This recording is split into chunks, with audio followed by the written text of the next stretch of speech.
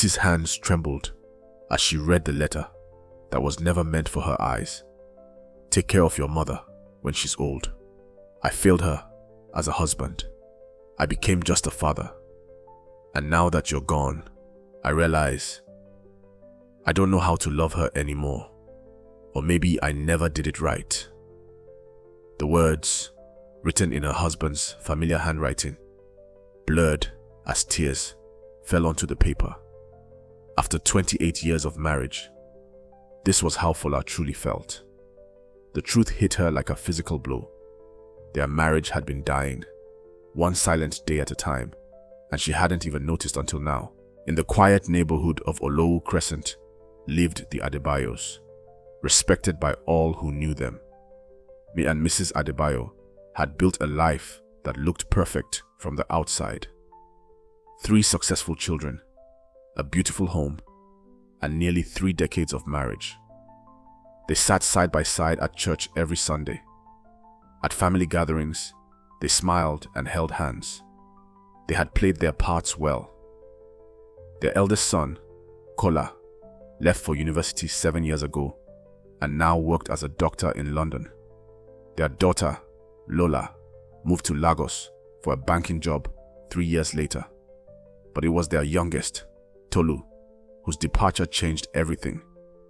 When he rolled his suitcase out of the gate to begin his own journey at university, something else left that house too: the life in their marriage. The first week after Tolu left, the silence was deafening. No footsteps running up and down the stairs. No music blasting from behind closed doors. No calls for mommy or daddy echoing through the hallways. The house, once bursting with energy, now felt hollow.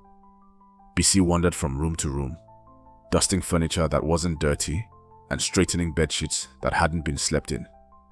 She found herself lingering in Tolu's room, making his bed, even though he wouldn't be back for months. Sometimes, she would sit on the edge of his mattress and let her tears fall onto the fresh sheets. Fola retreated to his reading chair in the living room, but he rarely turned the pages of his newspapers anymore. Instead, he scrolled through old family photos on his phone, memories of birthdays, graduations, and family vacations. Or he would sit in front of the TV with the volume so low it might as well have been muted. The programs weren't what he was watching anyway. He was looking into the past. They had been mommy and daddy for so long that being just husband and wife felt foreign. 28 years had passed, but the last 20 had been defined by parenting. School fees, homework help, discipline, teenage drama. These were the threads that had woven their days together. Now those threads were gone, leaving a frayed connection neither knew how to repair. Mealtimes became painful markers of their new reality. Before, the dining table had been noisy, with overlapping conversations and the clatter of serving spoons against plates. Now, it was just the two of them, facing each other across a suddenly vast expanse of wood.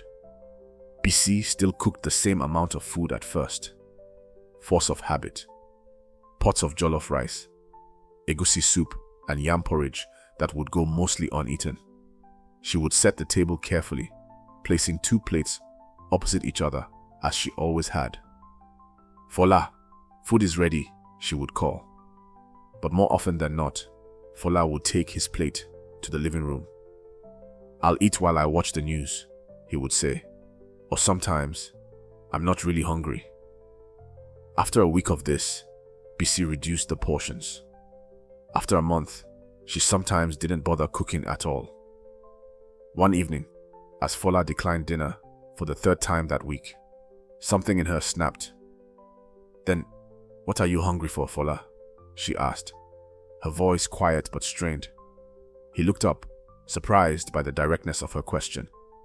After a long pause, he simply said, "I don't even know anymore," and turned away. The man she had married, the one who used to tell jokes that made her laugh until her sides hurt, who once wrote her love poems on scraps of paper, seemed to have vanished. In his place was a stranger who shared her home, but not her life. Their conversations, once flowing from one topic to the next, became functional. Did you pay the electricity bill? There's a wedding on Saturday. Your sister called. Words exchanged without eye contact. Information delivered without connection.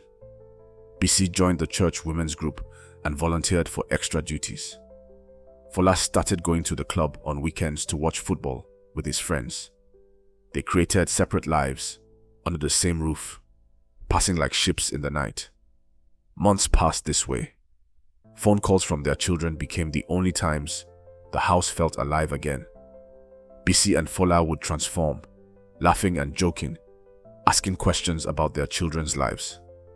But as soon as the calls ended, the silence would descend once more. One Saturday morning, 6 months after Tolu had left, Bisi decided to reorganize the bookshelf. Among the photo albums and old textbooks, she found a small box containing letters and cards from over the years. As she sorted through them, a white envelope fell out. It wasn't sealed and it wasn't addressed to her. She should have put it back. She knew this, but something about the crisp newness of the envelope among old mementos caught her attention. Bisi slid out the letter inside and began to read. Dear Tolu, there are things a father should tell his son, and I failed to tell you many of them. Not because I didn't want to, but because I didn't know how. Take care of your mother when she's old. I failed her as a husband. I became just a father. And now that you're gone, I realize I don't know how to love her anymore. Or maybe I never did it right. Your mother deserves better than what I've given her. She filled this house with love, and I took it for granted. I worked, I provided, I showed up, but I stopped seeing her, really seeing her. Don't make my mistakes. When you find someone to love, keep finding new ways to love them every day. I'm proud of the man you've become, son. Prouder than I can say. Dad. The letter wasn't dated, but Bisi knew it must have been written recently. The paper crumpled in her grip as tears blurred her vision. Was this how Fola truly felt? Had she also stopped seeing him? That evening, she made tea, his favorite, with ginger and a touch of honey. She carried 2 cups to the living room, where he sat in his usual spot. When she placed the cup in front of him, he looked up with mild surprise. Thank you, he said quietly, the ghost of a smile crossing his face. Bisi sat across from him and placed the letter on the table between them. Fola's eyes widened as he recognized it. His hand froze halfway to his teacup. You weren't supposed to read that, he said, his voice barely above a whisper. But I did, she replied, meeting his gaze. Then you know I failed you. Bisi looked at her husband, not with anger or accusation, but with recognition. The man before her was not just the father of her children or the provider for their home. He was Fola, the boy who had walked her home from university classes, who had promised to build a life with her. We failed, together, she said softly. But we're still here, 2 hearts in one house. Maybe we just need to find the rhythm again. The silence between them was different this time. Not empty, but full of possibility. I don't know where to start, Fola admitted. Neither do I, said Bisi, but maybe that's okay. The next morning, instead of retreating to separate parts of the house, as they usually did on Sundays, Bisi suggested they have breakfast together. It was awkward at first, with halting conversation and long pauses. But they tried. They started small. Tea together every evening. A shared meal at the table instead of in front of the TV. They began taking evening walks around the neighborhood. Sometimes in silence. Sometimes talking about simple things. The weather, a neighbor's new car, memories of when they first moved to Olowu Crescent. One evening, Fola mentioned a new restaurant that had opened nearby. "Would you like to try it sometime?" he asked, the invitation feeling strangely formal after decades of marriage. "I would," Bisi replied, and the smile they shared felt like the first green shoot after a long drought. The restaurant date led to others. They went to the cinema to see a film, sitting side by side in the darkness, like they hadn't done in years. Fola reached for her hand during a romantic scene, and Bisi felt a flutter in her chest that she hadn't experienced in a very long time. They brought out old photo albums, reminiscing about their early years together. Bisi found a box of letters they had written to each other when they were dating, when Fola was in Lagos for work and she was still in Ibadan, finishing her degree. Reading them aloud, they laughed at their younger selves, so earnest, so in love, so certain about the future. "I had forgotten how romantic you were," Bisi said, holding a letter where Fola had compared her smile to sunshine. "I had forgotten too," he admitted.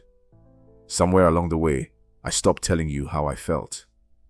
And I stopped asking," she added. On their 30th wedding anniversary, Bisi wore an Ankara dress she had bought years earlier for a special occasion. When she came downstairs, Fola stared at her with an expression she hadn't seen in a long time. "You're still the most beautiful woman I know," he said, his voice thick with emotion. She smiled, tears pricking at the corners of her eyes. "And you are finally the man I married." They decided to take a trip to Ibadan, where they had met as university students. Walking through the campus, they held hands, not out of habit or for show, but because they wanted to. They ate puff-puff from a street vendor and laughed when powdered sugar dusted their clothes. "Do you remember that spot by the library where you first asked me out?" Bisi asked. Fola nodded. "I was so nervous my hands were shaking." "Mine too," she confessed. "I had been hoping you would ask for weeks." They found the spot. It looked different now, with new buildings and pathways, but the memory was vivid. Standing there, Fola took both her hands in his. "Bisi," he said, "I want to ask you something." "Yes." "Can we start again? Not from the beginning. We have too much history for that. But from here, from now." She squeezed his hands. "I would like that very much." When they returned home to Olowu Crescent, the house didn't feel empty anymore. It felt like a space waiting to be filled with new memories, new conversations, new ways of being together. They began inviting friends over for dinner. They joined a dance class for seniors at the community center. Fola started a small garden in the backyard, something he had always wanted to do but never had time for. Bisi took up painting, covering canvases with bright colors and bold strokes. When their children came to visit, they noticed the change immediately. "You two seem different," Lola said during a family dinner. "Good different or bad different?" Fola asked, winking at Bisi. "Good different," Tolu confirmed, "like when we were kids." That night, after the children had gone to bed in their old rooms, Bisi and Fola sat on the porch swing, looking up at the stars. "Did you ever send that letter to Tolu?" Bisi asked. Fola shook his head. "No, I wrote it, but never gave it to him. I think I wrote it more for myself than for him." "I'm glad I found it," she said, leaning against his shoulder. "I'm glad you did too." As the years passed, the Adebayo's house filled with new sounds. Grandchildren's laughter, music from Fola's old record player, the soft scratch of Bisi's paintbrush against canvas. They had learned that a marriage doesn't end when the children leave. If you're willing to rediscover each other, it simply begins anew. Bisi sometimes thought about that letter and the words that had shaken her to her core. "I don't know how to love her anymore." Those words had been a truth that needed speaking. Sometimes a marriage has to die, or at least The old version of it does, before a new one can be born. In the quiet neighborhood of Olohu Crescent, behind the walls of their home, Mr. and Miss Adebayo had found what many search for but few find. Not just the excitement of new love, but the deeper joy of love rediscovered.